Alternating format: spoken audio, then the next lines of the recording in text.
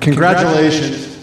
Now that you have done it, and you said you were going to knock out Charles and become a 2-division champion, does it feel the way you thought it would feel? It feels much better. Because of how you did it?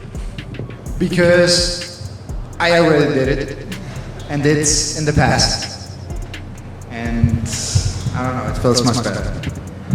Where does that combination rank among the combinations you threw? You know, because you hit him with those 2 punches, and I think Rogan said you were in the octagon, he was out with after the right hand. I want to understand your question. Is that the best combination you've ever thrown, do you think, in competition? I have better combinations. You have? Yeah, I have, but they have to stay inside the octagon with me a little bit more time. Okay. Maybe in the future you see them. How long do you anticipate a run at lightweight? Like, do you feel like you'll try to make several defenses, or is the other guy that you don't like to talk about, is he in the picture in the short term? I could be ready by the end of the year if they want me. If I get the call from the UFC and they want me to get back in the octagon by the end of the year, I will be ready.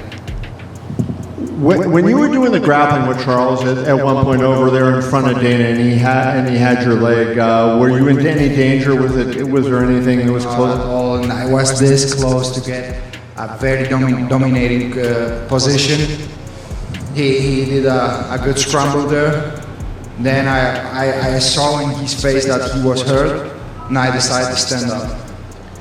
And finally, for me, just to ask you, do you feel like you made a statement tonight in terms of who the best fighter in the world is? Pantoja was just in here and he made a case for himself. Obviously Makhachev is number one and has been looking very good. Do you feel like you made a statement tonight that you should be considered number one? In the pound for pound run? Yes. You mean? I don't care about that run. You don't care? I don't care. Wherever they want to put me. Thank you. Congrats. My pleasure. Thank you. Ely, there's some people saying that this 3-fight stretch is the greatest 3-fight stretch in history. Not only the names that you beat, but the way you beat them all. Can you just talk about this run that you're on? I mean, can you put this into perspective, what you've done? It's amazing. It's amazing. It's difficult to explain with a simple words. Like beat guys like Walt, Max Holloway, Charles Oliveira. Not many people in the world can say that. Yeah, and what's amazing too is not the way you perform, but the fact that you called your shot, right? The whole time you said, I'm gonna knock him out in the first round. Was anybody around you maybe saying like, bro, calm down a little bit, we're moving up, this is Charles Oliveira, you don't have to say first round. Everyone around me knew it that I would do it. Everyone knew it. Very nice. I thought it was amazing too, when you were walking in tonight, the first time the camera showed you, it seemed like there was just a smile on your face. I mean, here's this pressure-packed situation and you just... I just came to collect my belt. I already won it in the training sessions. I know how I work. I know what I'm able to do in the sparring sessions and the training sessions. I know how good I am. I know that no one can match my level of skills inside the octagon. And when I say this, maybe I sound a little bit cocky. That you guys think that I'm crazy, but I used to prove it that I'm the best fighter in the world.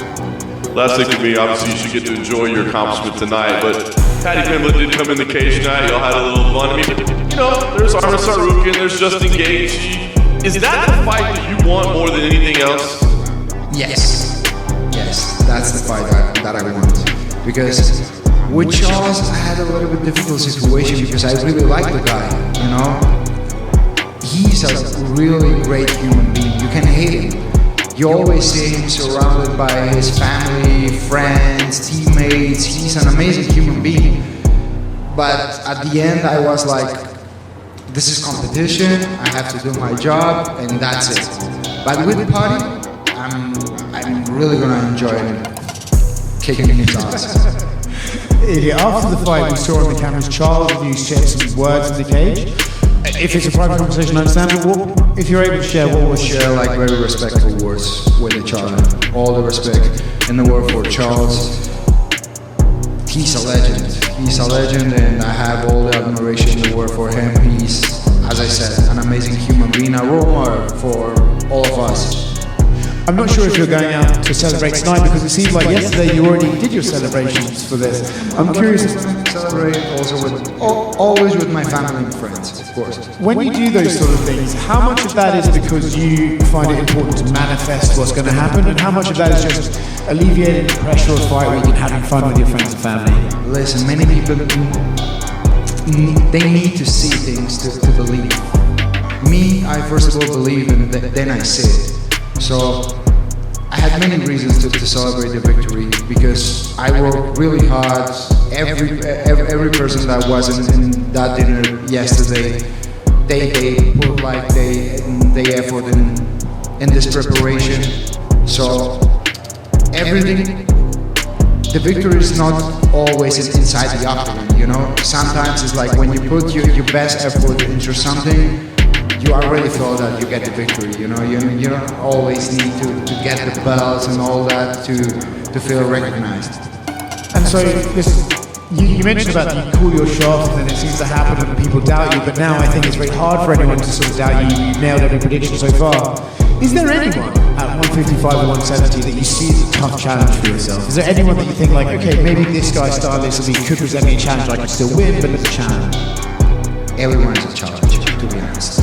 There's no easy fights. In the top 5 in any weight division, there's not easy fights. The only thing is that once I get the confirmation and I do my strategy, I make it easy.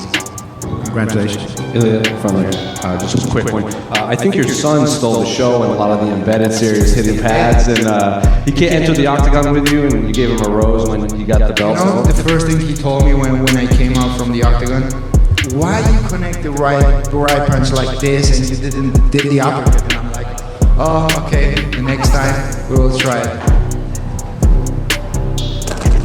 Ilya, for whatever reason in America you keep getting booed. Is that because you're fighting fan favorites? And yeah, for sure. do you believe at some point the American fans will cheer you on? 100%. Maybe with Patty. Ilya right here, just one quick one for me. Last week we were over at the PI at your open workout and you had a Q&A. When you were asked about Patty, you said he needs to win one more fight, and now tonight you're saying... I was very excited tonight. So does he need to win one more fight, or is that who you want? You're going to tell the UFC you want next? I don't know. Someone from my team told me that Dana was a little bit angry about that. Yeah? That he said that... He said that if he was there, he would not have let that happen. Yeah, but he wasn't there. So, maybe that has to happen. Ilya down here to your right. First time back at lightweight since 2022. How did you feel you carried the extra weight? I felt better than ever, to be honest. It was like 2 different worlds. I enjoyed the whole process. It was much easier, the whole training camp, and I'm here to stay. And obviously you've had 3 historic knockouts in a row. I know this one's still fresh, but where would you rank? Which order would you rank them in? What, the last knockout? I'm saying, which order would you rank the 3 knockouts that you've had in a row? I actually answered this question. I would rank Walt in the first place, Max Holloway in the second one, and Charles in the third one. Walt was the hardest one. Thank you. Ilya back here. Straightforward. Congratulations.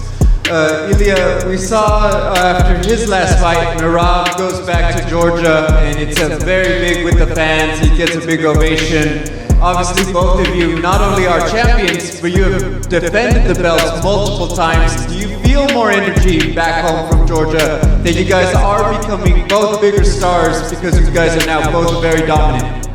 Of course, every time we get the victory, we become bigger and bigger and bigger. And Merab is a legend. He's a legend in Georgia. Everyone loves him, including myself. I love him.